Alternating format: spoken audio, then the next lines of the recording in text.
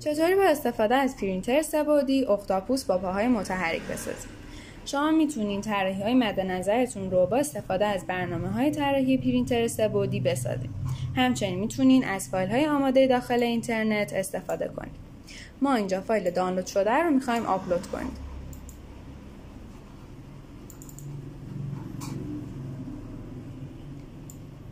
اختاپوس ما برای پرینت آماده است.